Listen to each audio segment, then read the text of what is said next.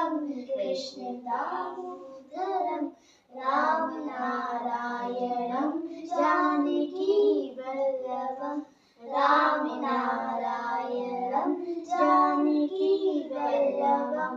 कौन कहते हैं भगवान आते नहीं, कौन कहते हैं भगवान आते नहीं, तुम मीरा के जैसे बुलाते नहीं, तुम मीरा के जैसे बुलाते नहीं। अच्युतम केशवम कृष्ण दामोदरम अच्युतम केशवम कृष्ण दामोदरम राम नारायणं जानकी वल्लभम राम नारायणं जानकी वल्लभम। कौन कहते हैं भगवान खाते नहीं, कौन कहते हैं भगवान खाते नहीं, बेशबरी के जैसे खिलाते नहीं, बेशबरी के जैसे खिलाते नहीं।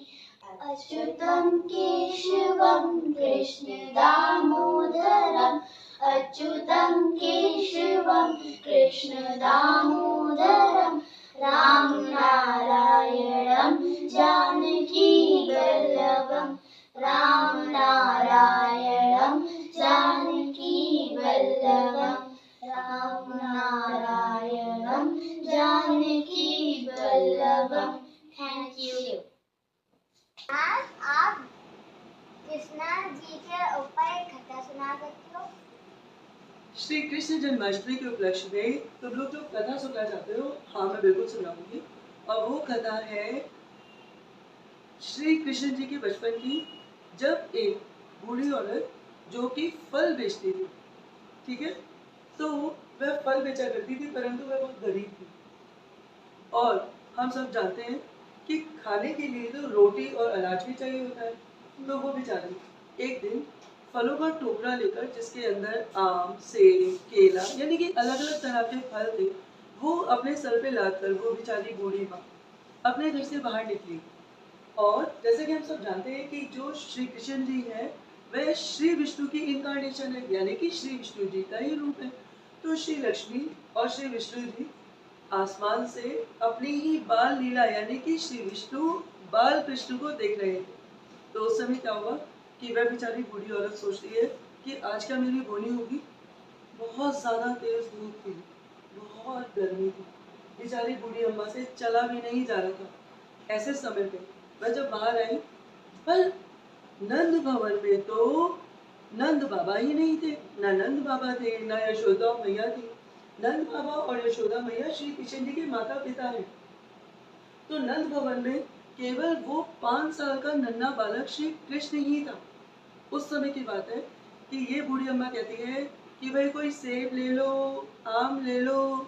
तो जब वो इस तरीके की आवाज लगाती है तो श्री कृष्ण, अब आप कह रहे हो कि आम ले लो, सेब ले लो, और जब इतने प्रेम से वह बूढ़ी औरत, बूढ़ी अम्मा बुला रही है, तो क्या नन्हा बालक, 5 साल का नन्हा बालक दौड़ा दौड़ा नहीं आएगा?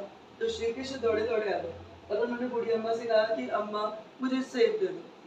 तो बूढ़ी अम्मा ने उसको सेब दिया और वो श्री कृष्ण सेब को अंदर रख के आ गए, फिर आ गए उनके पास, अब मुझे आम दे दो।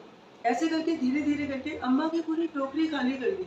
अम्मा सोचने लगी अब पैसे देगा, अब मुझे कोई स्वर्ण मुद्रा देगा, कोई चांदी की मुद्रा देगा, कुछ तो देगा।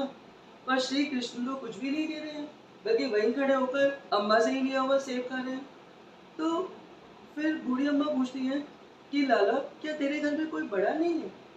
तो श्री कृष्ण कहते हैं क्यों अम्मा? तो वो कहती है कि भाई मैंने तुझे आम सेब केले दिए, तो उसने कहा आप ही तो कह रही थी सेब ले लो, आम ले लो, आप तो दे रही थी, तो मैंने ले लिया, आपने दे दिया। तो अब इधर श्री विष्णु जी और श्री लक्ष्मी जी मुस्कुराने लग जाते हैं और वो जानते हैं कि अम्मा क्या चाहती है कि सेब केले के बदले में उसको कुछ या तो अनाज मिले या फिर कुछ धन मिले, पर घर में तो कोई बड़ा ही नहीं है। और छोटा सा लाला श्री कृष्ण भी जानता है कि अम्मा के मन में क्या बात है। तो फिर क्या हुआ कि जो श्री कृष्ण है जब अम्मा बार बार कहती हैं और बार बार अपना पसीना पोंछती है, बेचारी बहुत बूढ़ी, और जो है वो धरती पे बैठ जाती है, तो श्री कृष्ण को बहुत तरस आता है और वो समझ जाते हैं कि शायद इनको कुछ बदले में चाहिए। तो वो अपने घर में भागे भागे जाते हैं और वहाँ पे एक अनाज की बोरी थी जिसके अंदर धान यानी कि चावल भरे हुए थे। तो वह जो जाते हैं अपनी छोटी सी मुट्ठी में, वो 5 साल का नन्हा बालक, उसकी मुट्ठी कितनी छोटी होगी भला? तो वह बहुत छोटी, और छोटी सी मुट्ठी में चावल के दाने लाता है, और छोटी मुट्ठी में तो दाने बिल्कुल नहीं आते हैं। और वह उस बूढ़ी अम्मा को वो चावल देने लगते हैं, तो बूढ़ी अम्मा टोकरी खोल लेती है और कहती है कि इसमें डालो।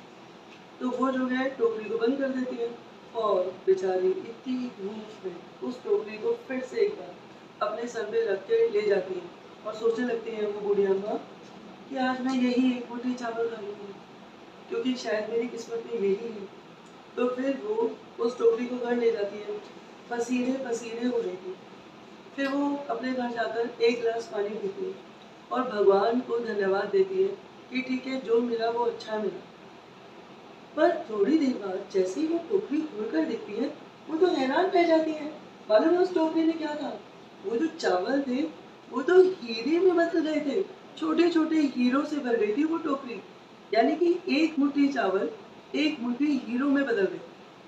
तो उस बूढ़ी अम्मा की तो किस्मत ही खुल गई। तो वह हैरान रह जाती है कि श्री कृष्ण ने, यानी कि जो विष्णु जी हैं, उन्होंने मेरी झोली धन से भर दी, और इससे बड़ा धन क्या हो। यानी कि भगवान को जब किसी को देना होता है तो वो कभी बोल कर नहीं देते, वो बिना बताए हमारी झोली भर देते हैं। जिस प्रकार जब हम पैदा भी नहीं होते तो हमें कहाँ पैदा होना है, हमारे कर्मों के अनुसार या तो हमें राजा के घर में जन्म मिलता है, हमारा रूप, हमारा रंग, हमारी शक्ल, और हमारे माँ बाप भी भगवान ही हमारे आने से पहले डिसाइड कर लेते हैं। और तो और हमारे खाने पीने का प्रबंध, यानी एक छोटा नन्हा बालक, एक शिशु जो है वो अपनी माँ के ऊपर डिपेंड होता है दूध के लिए, तो उसके लिए भी उसका पूरा प्रबंध भगवान कर देते हैं। तो यही थी वो कथा जो मैं आप लोगों को जन्माष्टमी के उपलक्ष्य में सुनाना चाहती थी।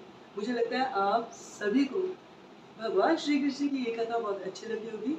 तो आप सभी लोगों ने मुझे बहुत ही प्रेम पूर्वक सुना। आपके अंदर बैठी आत्मा, आपकी ऊर्जा शक्ति को मेरा बारंबार प्रणाम है।